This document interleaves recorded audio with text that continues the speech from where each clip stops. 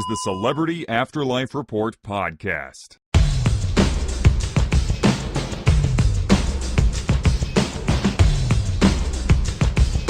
Hello and welcome once again to the Celebrity Afterlife Report. I am your host, the Celebrity Medium.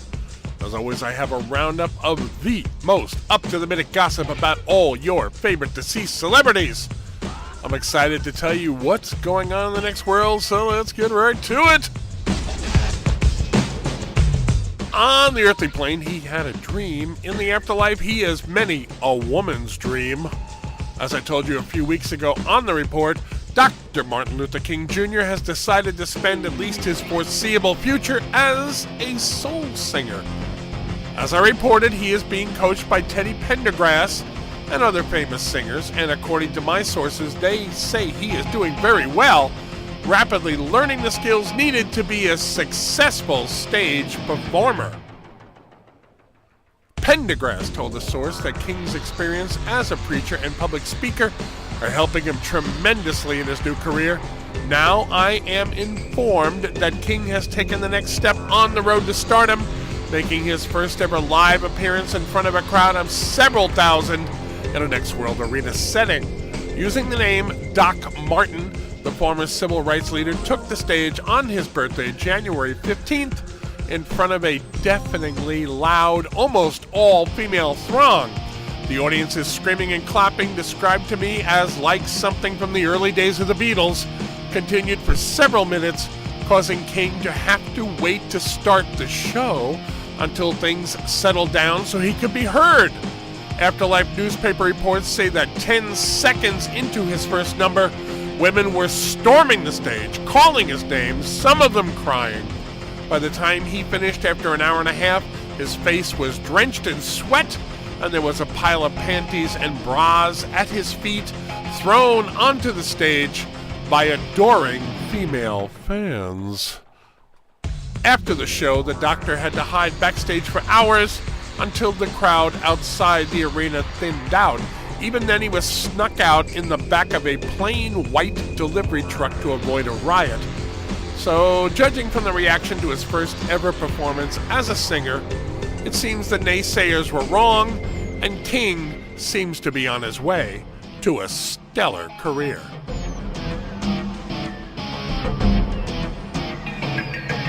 The Sultan of SWAT is now officially the Sultan of Smut.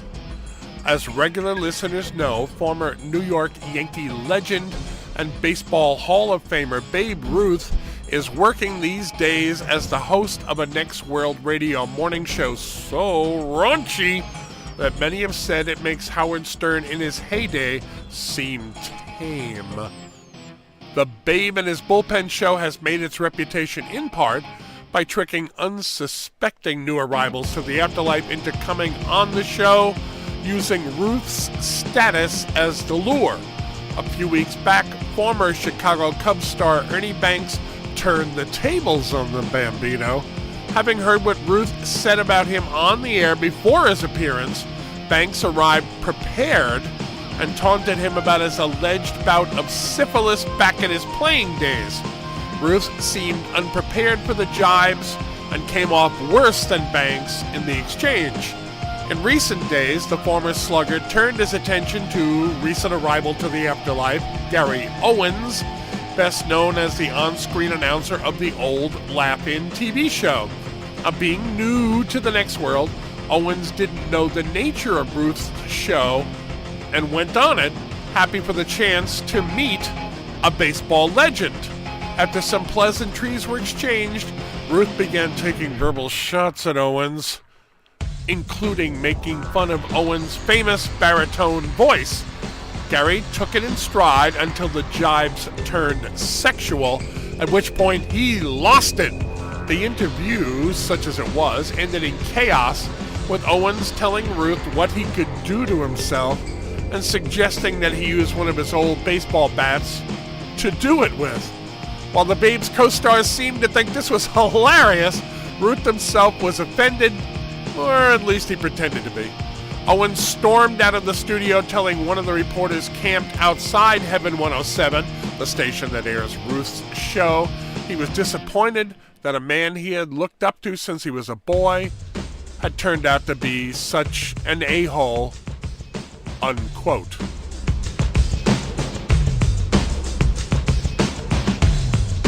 A few weeks back, I reported on the controversy surrounding former New York Governor Mario Cuomo's announcement that he wanted to try his hand at being a rodeo clown. Deceased animal activists were outraged, saying that rodeo is a cruel event and that Cuomo shouldn't be associated with it. The governor ultimately gave up on the idea. Now, another prominent former Democratic politician is in hot water for an Afterlife career choice. Over the past week, it was leaked to the Next World Press that former Massachusetts Senator Ted Kennedy had agreed to star in a series of soft-core porno movies. Apparently, his participation in the films was supposed to be kept a secret until they were released, but the cat is now out of the bag, and Afterlife feminists are outraged. Unlike Cuomo, however, Kennedy is showing no signs of backing down because of the protests. As proof that the senator is not ashamed of his new career choice, he will be appearing in the films using his real name. The first movie in the series, reportedly titled Mr. Kennedy Comes to Washington, will be released soon. The name of his female co-star has not been revealed as yet.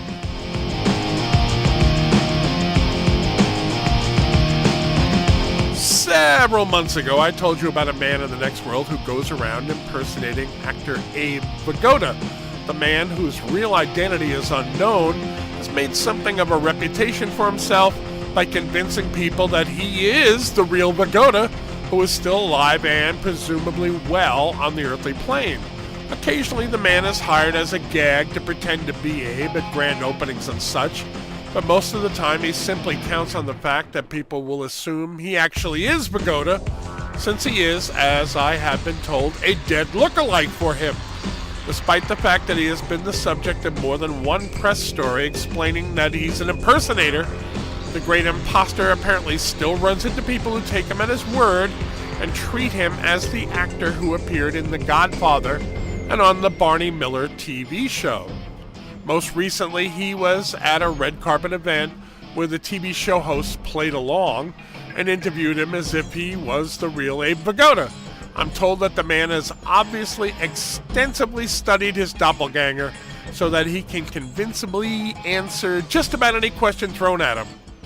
Just another strange story from the celebrity world of the afterlife. And that, my friends, wraps up another edition of the Celebrity Afterlife Report. Please come back next week when we'll have another roundup of the most up-to-the-minute gossip about all your favorite deceased celebrities. Please tell your friends that the report is now available on iTunes. I'm the Celebrity Medium. Thanks for listening.